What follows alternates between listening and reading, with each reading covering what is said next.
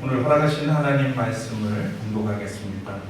누가복음 1장 26절에서 38절까지의 말씀을 제가 읽겠습니다. 그 뒤로 6달이 되었을 때에 하나님께서 천사 가브리엘을 갈릴리 지방의 나사렛 동네로 보내시어 다윗의 가문에 속한 요셉이라는 남자와 약혼한 처녀에게 가게 하셨다. 그 처녀의 이름은 마리아였다. 천사가 안으로 들어가서 마리아에게 말하였다. 기뻐하여라, 은혜를 입은 자야, 주님께서 그대와 함께 하신다. 마리아는 그 말을 듣고 몹시 놀라 도대체 그 인사말이 무슨 뜻일까 하고 궁금히 여겼다. 천사가 마리아에게 말하였다. 두려워하지 말아라, 마리아야. 그대는 하나님의 은혜를 입었다. 보아라, 그대가 잉태하여 아들을 낳을 터이니 그의 이름을 예수라고 하여라. 그는 위대하게 되고 더없이 높으신 분의 아들이라고 불릴 것이다. 주 하나님께서 그에게 그의 조상 다윗의 왕위를 주실 것이다. 그는 영원히 야곱의 집을 다스리고 그의 나라는 무궁할 것이다. 마리아가 천사에게 말하였다. 나는 남자를 알지 못하는데 어떻게 이런 일이 있겠습니까? 천사가 마리아에게 대답하였다. 성령이 그대에게 임하시고 더없이 높으신 분의 능력이 그대를 감싸줄 것이다. 그러므로 태어날 아기는 거룩한 분이요 하나님의 아들이라 불릴 것이다. 보아라, 그대의 친척 엘리사벳도 늙어서 임신하였다. 임신하지 못하는 여자라 불리던 그가 임신한 지 벌써 6달이 되었다. 하나님께는 불가능한 일이 없다. 마리아가 말하였다. 보십시오, 나는 주님의 여종입니다. 당신의 말씀대로 나에게 이루어지기를 바랍니다. 천사는 마리아에게서 떠나갔다. 이는 하나님의 말씀입니다. 하나님께 감사합니다.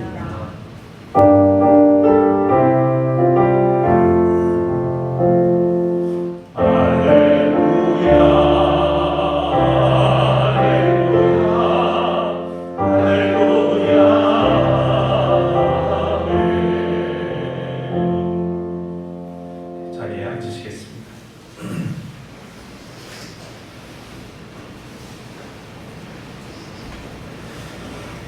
대림절 세 번째 주일입니다. 자신을 비우고 주님을 맞을 준비를 하며 오실 주님을 기다리는 우리 모두에게 하늘의 위로와 평화가 임하기를 소원합니다. 오늘은 소문과 소식 사이라는 그런 제목의 말씀을 나누려고 합니다. 먼저 찬양 올리고 기도하겠습니다.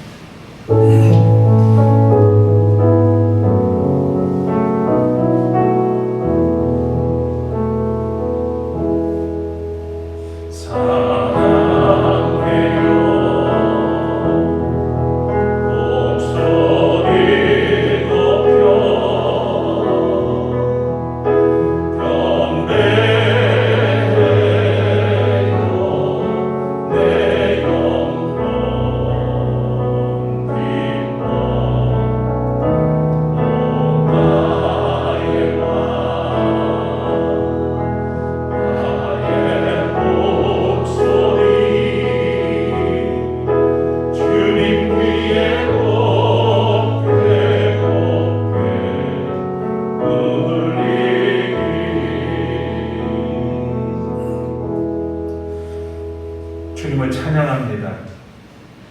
우리에게 구원의 은혜를 베푸시고 주님의 말씀과 뜻을 따라 여전히 부족하지만 살아가도록 이끌어 주시니 감사합니다. 오늘도 이 시간 우리를 부르시고 주의 말씀 앞에 세워주시니 감사합니다. 세상의 소문이 아니라 주님의 말씀, 복된 소식에 귀 기울이는 저희들이 되도록 오늘 이 시간 우리 가운데 역사하시고 우리를 이끌어 주시옵소서.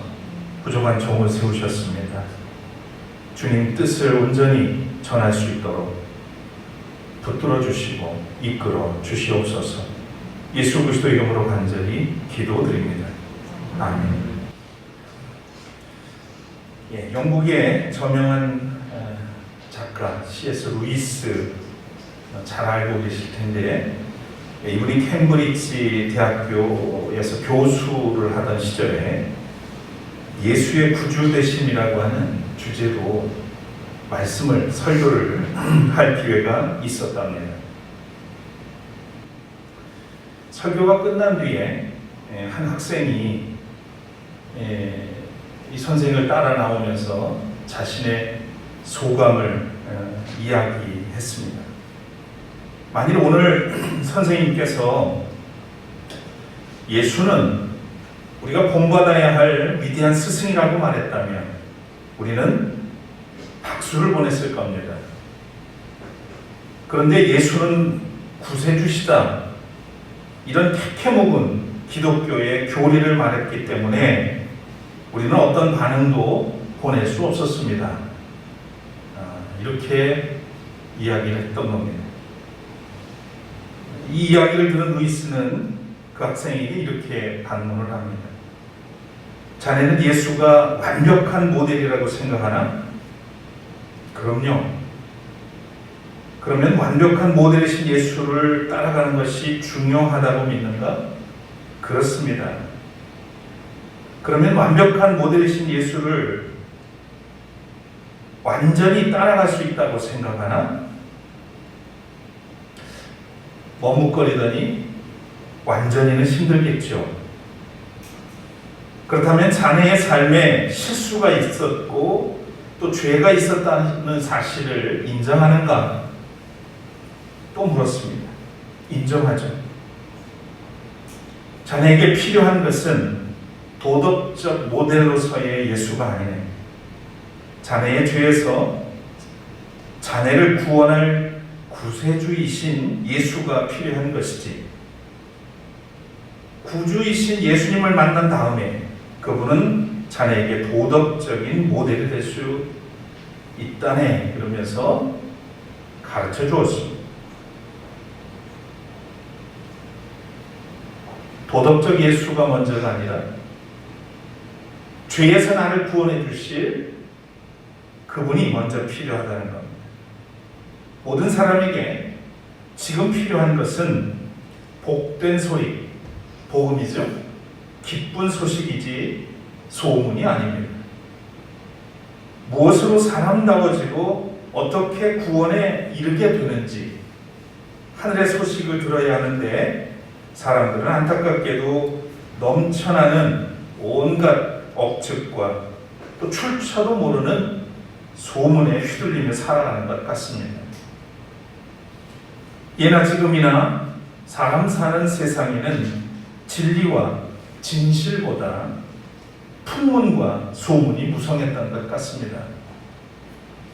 그것은 오해와 억측을 유발하고 또 갈등과 분쟁 속에서 인류의 역사가 이어져 온 것을 생각해 봐도 쉽게 알 수 있습니다.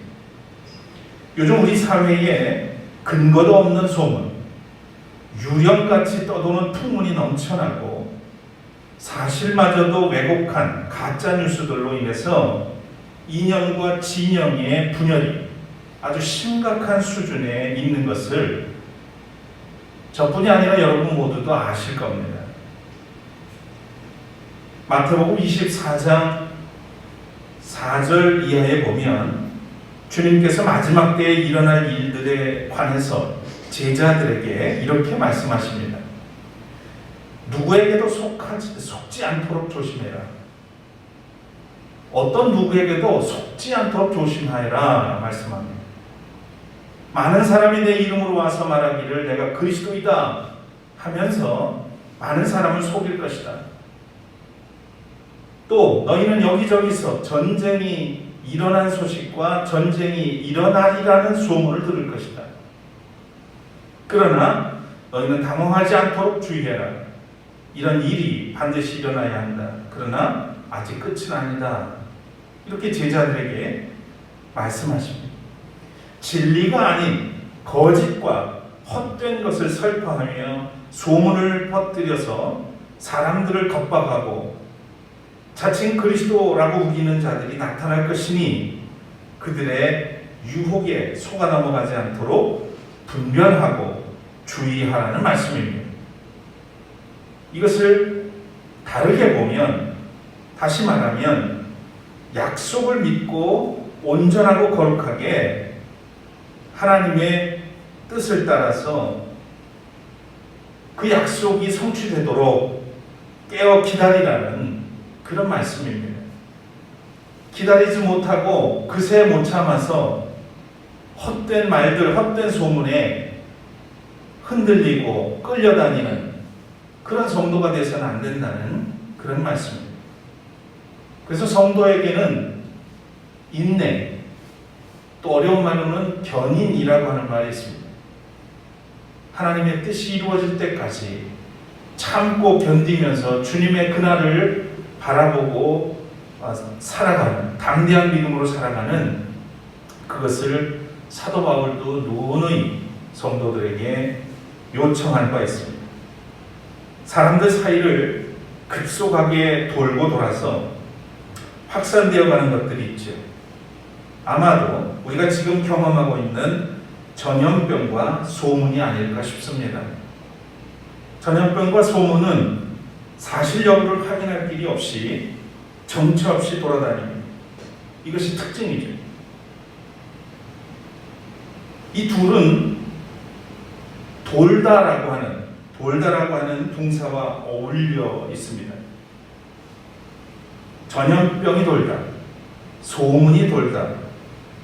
이 둘은 더 많은 또 공통점이 있는데, 첫 번째는 전염병이든 소문이든 그것이 어디서 시작되었는지를 알기가 어렵습니다.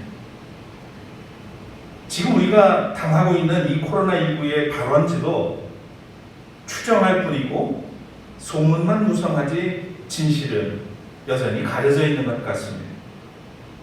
두 번째 공통점은 일단 돌기 시작하면 그 번져나가는 현상을 쉽사리 막을 수 없다는 그 점이 또한 공통점입니다. 전염병이 도는 것을 막지 못하면 여러분 어떻게 됩니까? 지금 온 세계가 내노라는 모든 의사와 또는 생리학자들이 기를 쓰고 애를 쓰지만 여전히 지금 온 세계에는 변이 바이러스들로 인해서 또 공포 속에 내몰리고 있습니다. 전염병을 막지 못하면 결국은 수많은 사람들이 죽게 돼 있습니다. 또 소문이 도는 것을 막지 못하면 어떻게 되죠? 사회를 지탱하는 신뢰가 무너지게 됩니다. 작은 모임에서도 그렇고요. 작은 모임에서 누구 하나 삐딱선을 타가지고 지도자를 또는 회장을 이렇게 비난을 하거나 소문을 만들어서 퍼뜨리기 시작하면 서로 의심하게 되고 그 작은 공동체는 깨지게 됩니다. 교회도 마찬가지고 이것은 더 크게 사회를 빗대어 봐도 마찬가지입니다. 사회 구성원 간의 신뢰가 무너지면 갈등과 분쟁과 부정과 반목이 판을 치게 되는 것이죠. 우리는 일반적으로 좋은 일은 소식이라 하고 좋지 않은 일을 퍼뜨리는 것을 소문이라고 말합니다. 소문의 반대말은 사실이죠. 영어로 소문은 루머라고 하고 사실은 팩트라고 합니다. 언제부턴가 방송 뉴스에서 팩트 체크라고 하는 코너가 생겨났습니다. 참 이상한 일 아닙니까, 여러분?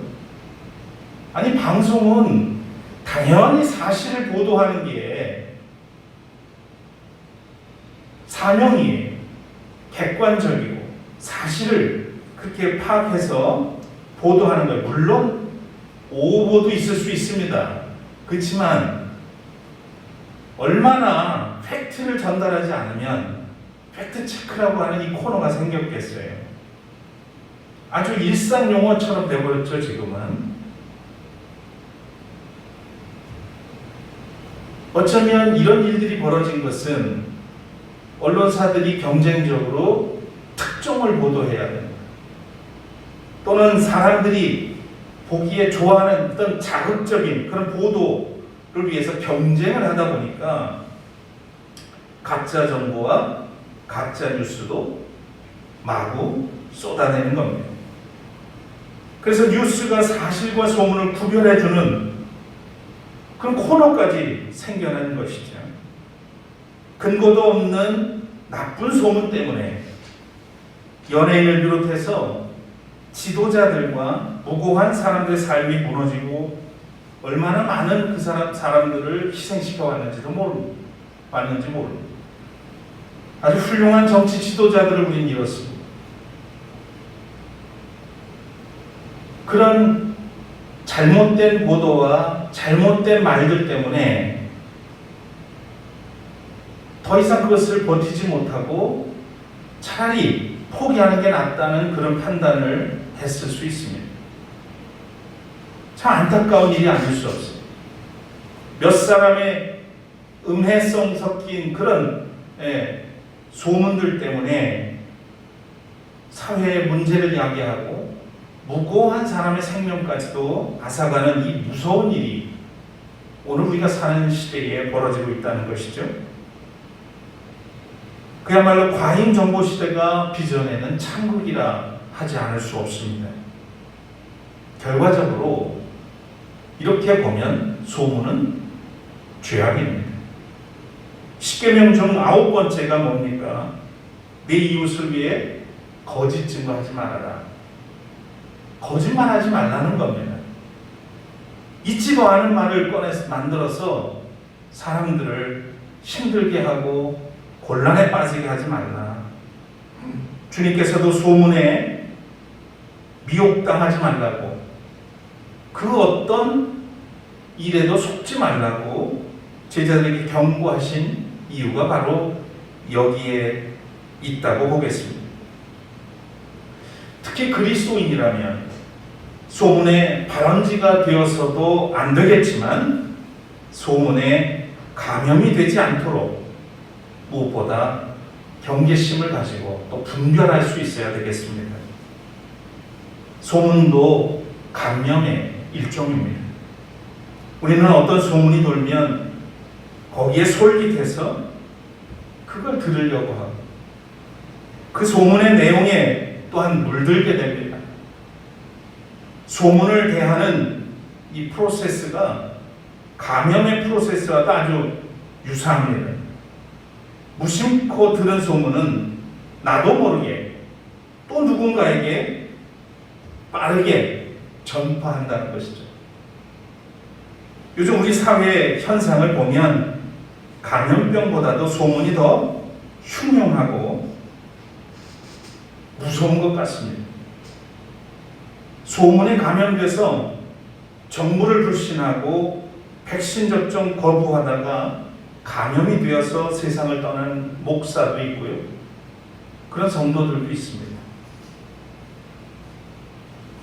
성도들한테 막 이상한 무슨 백신에 뭐가 들었다는 둥 이런 소리 하고 그래서 백신도 맞지 못하게 만들어 놓고 본인이 걸려가지고 죽은 사람이 있어요. 참 부끄러운 일이지만 정확한 정보도 아닌 것을 소문을 듣고 그것이 진실이냐, 자신만 죽으면 괜찮은데 멀쩡한 성도들까지 그냥 순종 잘하는 성도들을 그렇게 악의 구렁텅이로 몰아넣는, 사망의 구렁텅이로 몰아넣는 그런 일들이 지금 우리 한국 사회에서, 한국 교회에서 존재한다는 이야기입니다. 최근에 제가 한 영국의 기사를 봤습니다. 존 마이어스라고 하는 영국 남성인데요. 이 사람은 나는 실험쥐가 되기 싫다 이러면서 백신 접종을 거부해왔다는 거예요. 40대 초반이고요. 보시다시피 굉장합니다. 몸이. 철인 3종 경기, 보디빌딩, 등산 이런 것들을 즐기던 아주 강인한 사람이었습니다. 그는 자신의 건강을 믿었고 소문을 사실보다 더 신뢰한 나머지 가족들의 권유에도 불구하고 마스크를 착용하지 않았습니다. 물론 백신 접종도 거부를 했죠. 그러다가 지난 6월 말에 감염이 되어서 입원하게 됩니다.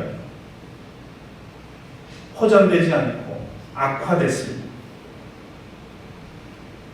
그때 비로소 백신 접종하지 않은 것에 대해서 후회하면서 가족들에게 이런 말을 합니다.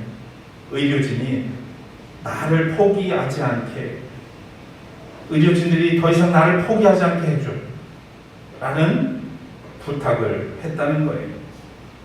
그리고 얼마 안 있어서 그는 코마 상태에 빠졌다가 결국 지난 12월 7일 사망했다는 보도를 제가 보게 되었습니다.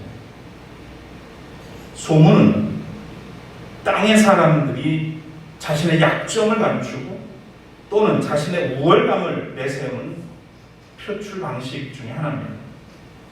대체로 소문은 불순한 동기와 목적이 내포되어 있습니다. 소문은 결국 사람의 불안을 조장하고 허탈과 절망에 빠뜨리기도 하죠. 소문에 미혹되면 사람을 의심하게 되고 사실마저 버젓이 왜곡시킵니다. 결국 소문은 자신과 남을 비인간화시키고 악성 전염병처럼 공동체의 신뢰를 파괴하는 원인이 되기도 합니다. 소문에 민감한 사람일수록 소식에는 둔감할 수 있습니다. 우리는 총량의 법칙이 있잖아요. 근거도 없는 소문에 내 마음이 뺏겨 있고 온통 생각이 그런 데 가 있으면 당연히 우리에게 복된 소식이 들어올 수 없습니다. 성도들이 세상의 흉흉한 그런 얘기들 속에 빠져들어가면 설교가 들어올 수가 없고 하나님의 말씀이 내면에 자리 잡을 수가 없어요. 이미 쓸데없는 것들의 총량의 많은 우리의 양이 거기에 얽매여 있게 되기 때문입니다. 상대적이다 이 말이죠. 소문에 마음을 빼앗겨서 우리는 복음을 놓칠 수도 있습니다. 오늘 성서 본문은 아마 여러분이 성탄절만 되면 한 번쯤은 설교를 듣게 되는 내용이죠. 그래서 잘 압니다. 별칭이 있어요. 수태고지라고. 마리아에게 가브리엘 대천사가 찾아와서 성령에 의해 처녀의 몸으로 예수 그리스도를 잉태할 것이라고 예고하고 또 마리아가 그것에 순명하고 받아들인 사건을 말하죠. 동방정교에서는 성모 희보라고도 한다고 합니다. 성모 희보. 성모에게 기쁜 소식이라는 그런 의미겠죠. 개신교에서는 이것을 수태고지라고 한자어로 그렇게 부르고 있습니다. 이 가브리엘이라고 하는 천사의 이름은 하나님의 강한 자 또는 하나님은 강하시다라고 하는 뜻의 이름입니다. 지상의 존재가 아니라 천상의 존재를 암시합니다. 그는 성서에서 하나님의 메신저로 등장하죠. 하늘의 소식을 땅에 전하는 인물입니다. 인물이 아니라 천상의 존재죠. 가브리엘은 구약 성서에서는 다니엘서에 한번 등장하고요. 신약 성서에서는 누가복음에 등장을 합니다. 다니엘이 자기가 본 환상, 곧 두 뿔을 가진 순양이 뿔 하나를 가진 순양에게 패배당하는 장면이 나타난 환상이 있었는데 그 환상에 대해서 골똘히 생각하고 있을 때